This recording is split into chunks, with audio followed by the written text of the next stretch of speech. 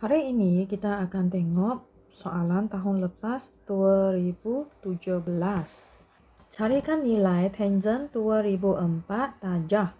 Pundakan dia kepada jawapan 4 tempat perpuluhan. Carikan jawapan dari kalkulator.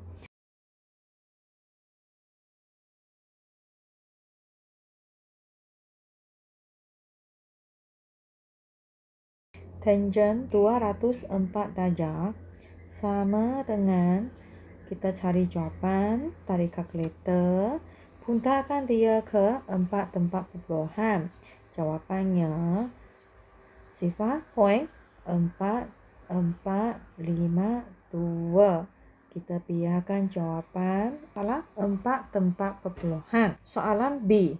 Rajah menunjukkan satu bulatan unik. Diberi koordinat titik A.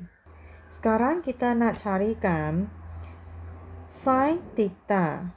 Sin theta kita cuba lukiskan satu segitiga bersudut dekat.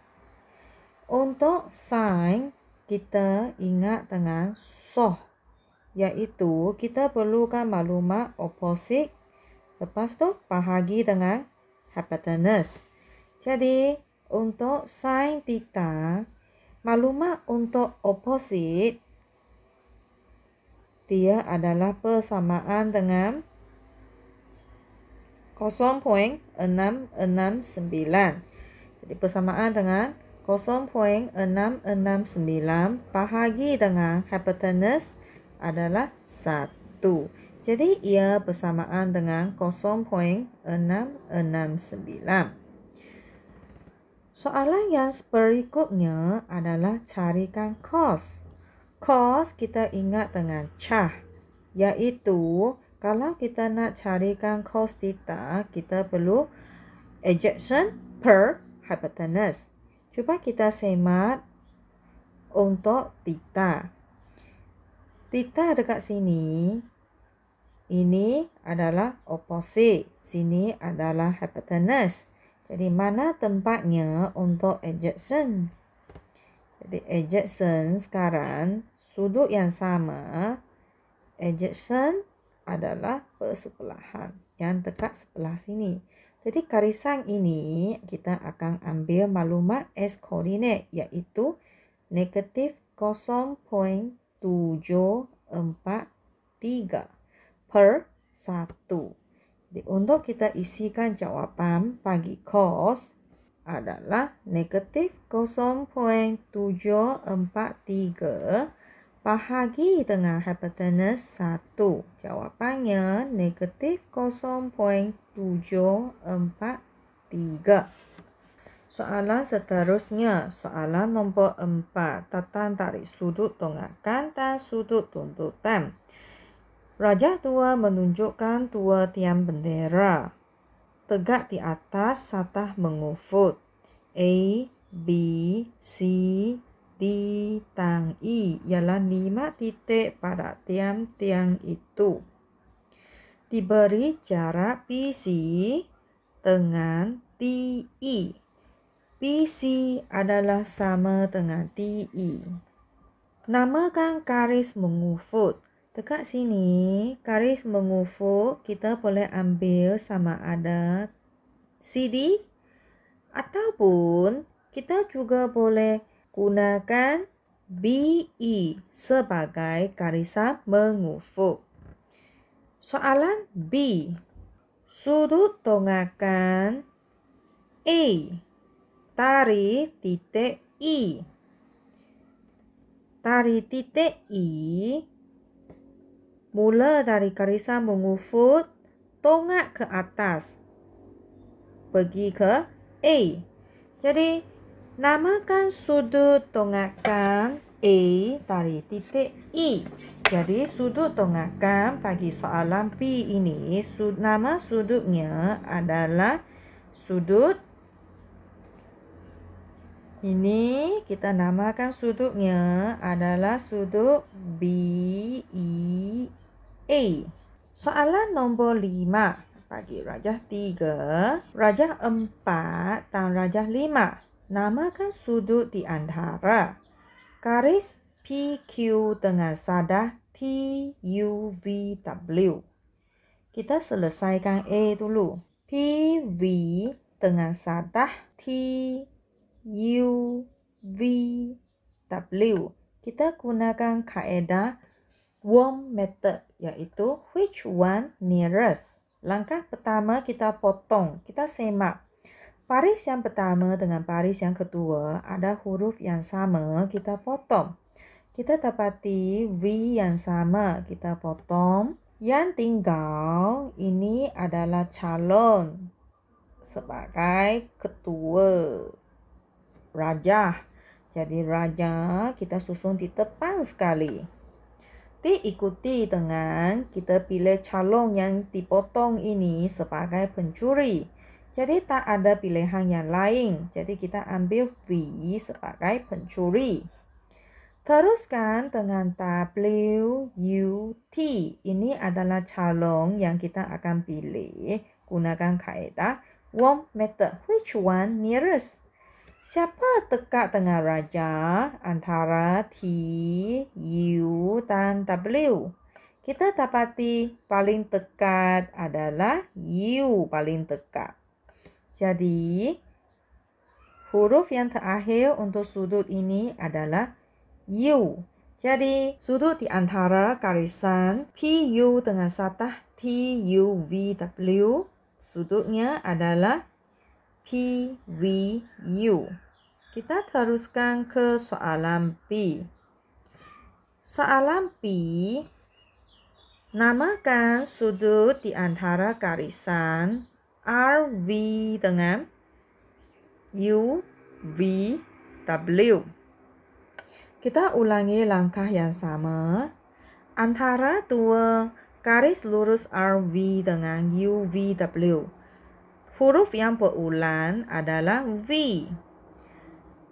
Yang tertinggal ini adalah calon raja, huruf yang pertama.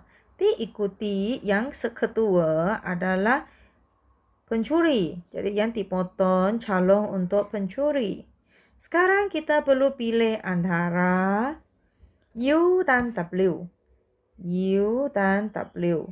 Mana satu paling dekat dengan raja? Jadi kita dapati U paling dekat dengan raja.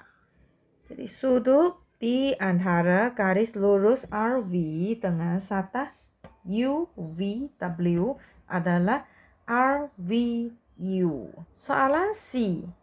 Soalan C, namakan sudut di antara sadah TUVW dan sadah WVQR.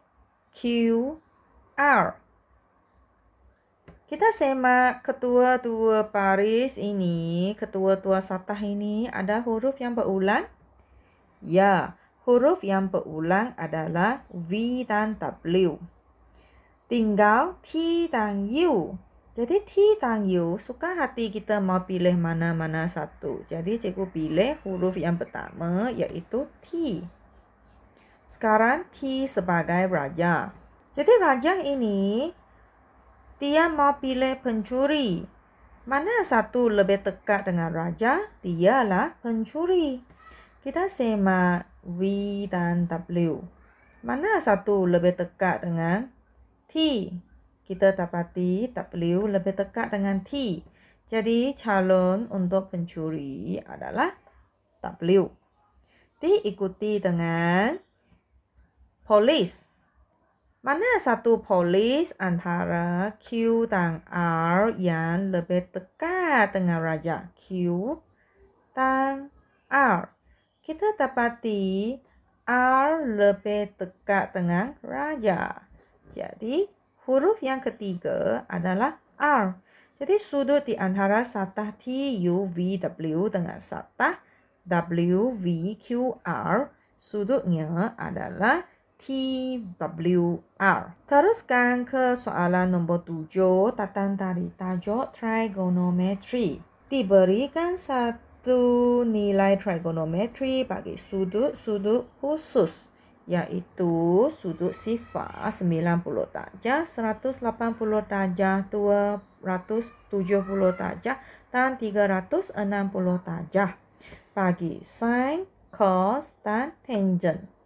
Sekarang kita nak carikan nilai bagi cos 90 darjah tambah sin 270 darjah. Dengan merujuk jadual, kita dapati cos 90 nilainya sifar. Cos 90 darjah nilainya adalah sifar. Tambah dengan sin 270 darjah, kita semak sin 270 darjah nilainya negatif 1. Jadi tambah dengan negatif 1. Jawapan negatif 1. Nombor 2. Sekarang diminta carikan 3 cos 360 darjah tolak 4 tangent 180 darjah. Kita cari cos 360 darjah dari jadual. Jadi cos 360 darjah nilainya 1. Tolak dengan 4 tangent 180. Tangent 180 darjah nilainya sifar. Jadi jawapan akhirnya adalah 3. Soalan B. Nyatakan sudut sepadan dalam sukuan 1 bagi 95 darjah. Kita tahu bagi trigonometri terdiri daripada 4 sukuan mengikut turutan ini. Setiap sukuan, sudut tirusnya, kedudukannya adalah seperti berikut. Untuk sukuan pertama, memang ambil sudut tirus tersebut. Bagi sukuan yang kedua, kita akan ambil 180 tolak dengan theta. Bagi sukuan yang ketiga, kita ambil 180 darjah tambah theta. Akhir sekali, sukuan keempat, kita akan ambil 360 darjah tolak dengan theta. Kita diminta carikan sudut sepadan dalam sukuan yang pertama, iaitu theta. Bagi sudut 95 darjah. 95 ini datang dari sukuan yang kedua. Jadi sukuan kedua kita ambil 180 darjah tolak theta akan bersamaan dengan 95 darjah. Jadi berapa jawapan theta? Theta akan bersamaan dengan 180 darjah tolak dengan 95 darjah. Jawapannya 85 darjah. Kita teruskan ke C. Untuk soalan C, carikan theta apabila sin theta bersamaan dengan negatif 0.9063. Bagi theta datang dari 270 darjah sehingga 60 darjah. Sekarang kita nak carikan jawapan dekat sukuan yang terakhir, iaitu sukuan yang keempat. Dalam sukuan yang keempat, diberi nilai theta, sudut tirus, kita akan gunakan 360 darjah tolak theta. Kita carikan nilai theta dulu. Theta datang dari anti-sin, kita ambil nombor positif 0.9063. Sebab untuk sukuan pertama, semua fungsi trigonometri adalah positif.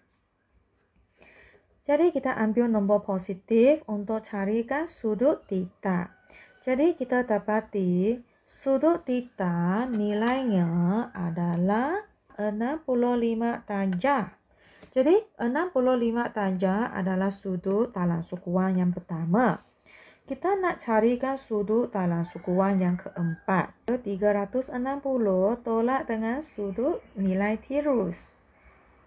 Jadi jawapannya adalah 295 darjah. Okey, sekarang kita teruskan ke soalan 8A. 8A. Rajah 6 menunjukkan kedudukan Ahmad yang berdiri di balkoni sebuah hotel. Sudut tirus kereta dan sudut tonggakan puncak menara dari aras mata Ahmad masing-masing ialah 60 darjah dan 35 darjah.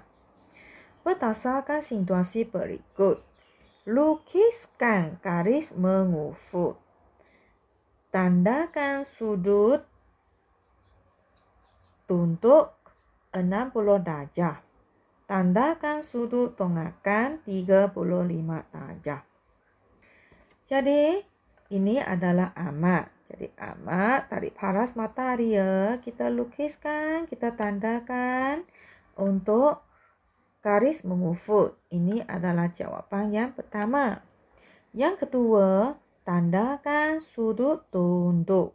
Jadi sudut tunduk ini garisan mengufut, dia tunduk ke arah kereta. Jadi sudut tunduk ini adalah jawapan. Yang ketiga, tandakan sudut tonggak. Jadi tonggak pergi ke atas, ini sudut 35 darjah. Ini jawapan yang ketiga. Okey, ini adalah jawapan. Yang pertama, garisan mengufut. Yang kedua, sudut 60 darjah. Yang ketiga, sudut tonggakan 35 darjah. Kita teruskan ke B. Rajah 7 menunjukkan dua buah tembok QR dan TS. R dan S ialah dua titik di atas tanah mengufut dengan keadaan QRST ialah segi empat sama. Jadi QRST adalah segi empat sama. Maka garisan ini TS, QR semua adalah 16 meter. Kita teruskan. Namakan sudut tonggak dari S. Kita semak. Dari S, dia tengok ke arah Q.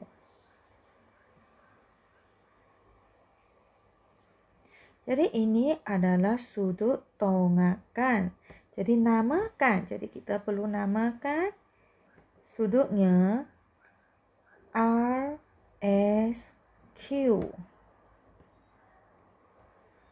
Sekarang kita teruskan ke soalan nombor 2. Carikan tinggi PR. Jadi sekarang kita diminta carikan tinggi PR. Jadi kita perlu dapatkan ketinggian PR. Berapa ketinggian PR ini? Diberi sudut tunduk titik T dari P ialah 32. Jadi dari P tunduk ke T ini adalah paras mata mengufut, garis mengufut. Jadi sudut ini adalah 32 darjah. Sekarang kita boleh lukiskan satu segitiga tepat. Tujuannya kita nak gunakan trigonometry untuk carikan jarak PQ ini. Jadi jarak PQ. Asalkan kita boleh carikan jarak PQ, bolehlah kita carikan jawapan PR. Jadi untuk garisan PQ ini, kita sudah tahu nilai ini 16. Diberi sudut Kita mau maklumat untuk tempat opposite. 16 adalah maklumat adjacent. Antara so, cha, tua. Mana satu ada O dan E? Kita dapati adalah tua. Jadi untuk soalan ini kita akan gunakan tangent. Jadi kita akan ambil tangent 32 sama dengan opposite bahagi dengan 16. Jadi kita tuliskan jawaban. Tangent 32 darjah adalah sama dengan opposite bahagi dengan 16. Kita nak carikan nilai bagi opposite ini, kita akan pindahkan 16 akan jadi 16 tangent 32 darjah. Jadi 16 tangent 32 darjah, kita akan dapati jawapannya adalah 10 meter. Jadi 10 meter untuk opposite. PQ juga 10 meter. Jadi sekarang bolehkah kita carikan nilai untuk PR? Jadi PR kita akan tambahkan 10 tambah dengan 16 dapat jawapan 26 meter. Jadi untuk kita tuliskan jawapan tinggi bagi PR. Jadi PR sama dengan 10 tambah 16 iaitu 26 meter. Kita teruskan ke soalan nombor 9. Rajah 8 menunjukkan satu bongkah kayu berbentuk kuboid. Izzat memotong bongkah kayu tersebut kepada dua bahagian melalui satah ADHG. Hitungkan sudut terbentuk di antara satah ADHG. Jadi kita tulis ADHG dengan BCHG. Antara dua satah ini, huruf yang berulang adalah HG. Jadi antara A dan D, kita pilih salah satu sebagai huruf yang pertama, iaitu memainkan peranan sebagai raja. Antara H dan G, memainkan peranan isi di tengah-tengah, memainkan peranan sebagai pencuri. Cuba kita semak. Antara Q dengan G, mana satu paling dekat dengan A? H dengan G, paling dekat dengan A adalah G. Jadi huruf yang kedua kita pilih G. Sekarang kita semak antara B dan C. B dan C paling dekat adalah B. Jadi huruf yang ketiga adalah B. Sekarang kita perlu carikan sudut AGB. Mari kita hitungkan sudut AGB.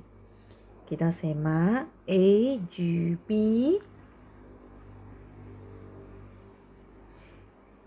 AGB. Kita perlu carikan sudut AGB. Mari kita semak. AB kita tahu nilainya 60 cm. BG nilainya 100 cm. Sekarang boleh kita carikan. Kita pakai fungsi trigonometri. Ini adalah maklumat O. Ini maklumat A.